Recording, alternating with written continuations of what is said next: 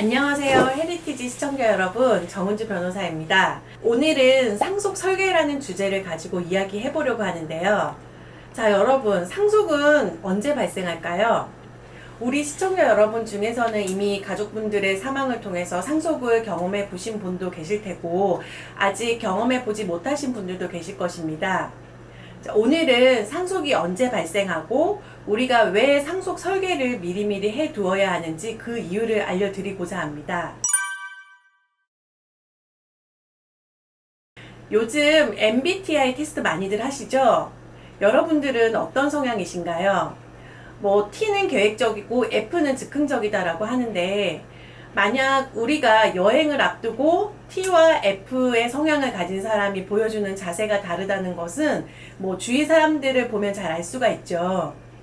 생자필멸이라고 사람은 예외 없이 누구나 언젠가 다 죽게 되어 있습니다. 병으로 죽을 수도 있고, 또 늙어서 죽을 수도 있고, 갑작스러운 사고로 죽을 수도 있는데요. 사람이 죽게 되면 이제 모든 것을 남기고 생을 마감하게 되는 것이죠.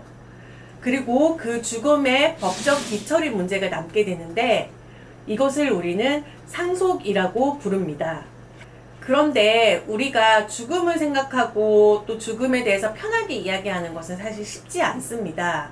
하지만 우리들의 삶은 결국 죽음을 향해서 가는 것이기 때문에 언젠가 맞이하게 될 죽음을 미리 대비해서 현재를 잘 살필 필요는 있는 것이죠.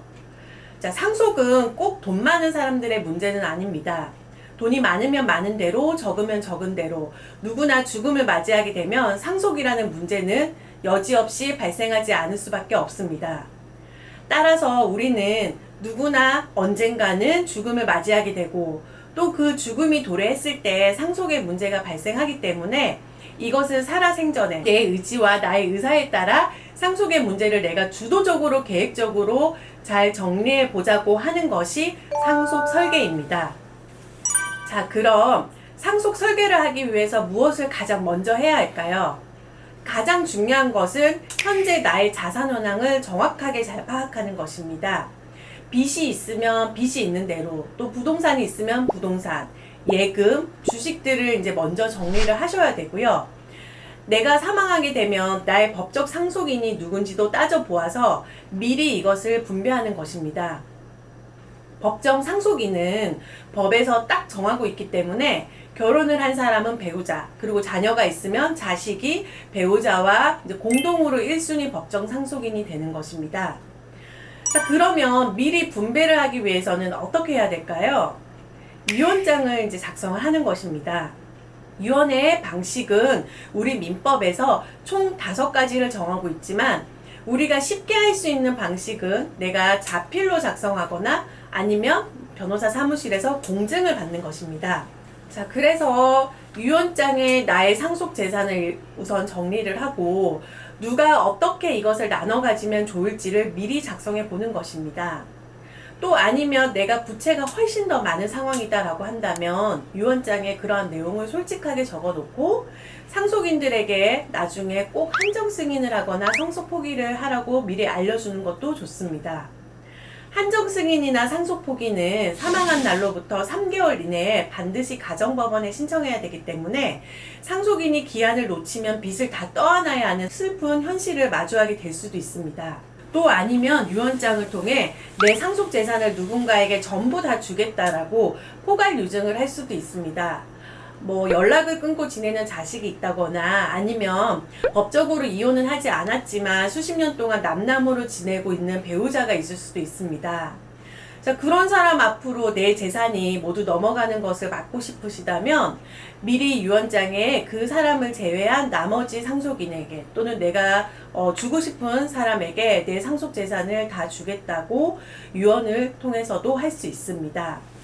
물론 유류분이라는 제도가 있기 때문에 법에서 반드시 보장해주는 비율만큼은 무조건 이제 상속을 받을 수는 있기는 합니다만, 그렇게 유언장을 통해서 내가 조금 더 적극적으로 또 내가 하고 싶은 대로 나의 상속 재산을 상속인에게 물려주겠다라는 것이죠. 자, 뭐 이런 비유가 적절할지 모르겠지만 우리가 여행을 앞두고 그냥 여행을 가서 현지에서 즉흥적으로 호텔 잡고 아무 식당에 가서 먹자라고 하는 게 아니라 미리 계획을 해서 호텔도 예약하고 맛집도 검색해서 계획된 동선에 따라서 이동해보자 라는 것과 똑같다고 보시면 됩니다. 그냥 내가 죽음을 맞이하게 되어서 나의 의지와 상관없이 또 내가 원하는 것과 상관없이 그냥 법에서 정하는 대로 일률적으로 정리되는 것이 아니라 적어도 내가 살아생전 일평생 일군 나의 전부를 내가 원하는 대로 나눠보자는 것이죠. 그러나 유언장을 작성하는 것은 사실 법에서 엄격한 요건을 정하고 있기 때문에 그러한 요건을 잘 갖추지 못한 유언장은 법적으로 효력이 발생할 수 없습니다. 그래서 유언장을 작성함에 있어서도 법에서 정하는 요건을 잘 갖추어야 유효한 효력이 발생하기 때문에 내 마음대로 작성하고 싶은 대로 작성해서도 절대로 안 됩니다. 그래서 기본적으로 법에서 정하고 있는 요건을 모두 충족해야 하는데요.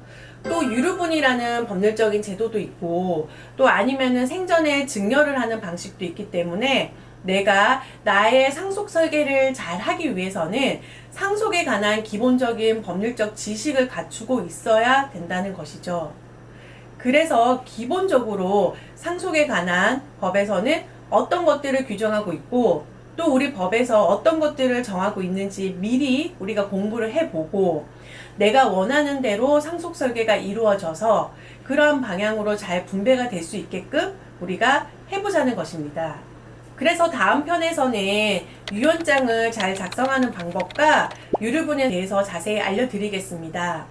적어도 우리는 내가 죽고 난 다음 나의 상속인들끼리 법률적으로 분쟁을 하거나 싸우는 일은 막게 해야 되겠죠. 자, 그럼 다음 영상에서 또 찾아뵙도록 하겠습니다. 이번 영상이 도움이 되셨다면 좋아요와 구독 꼭 눌러주시기 바랍니다. 감사합니다.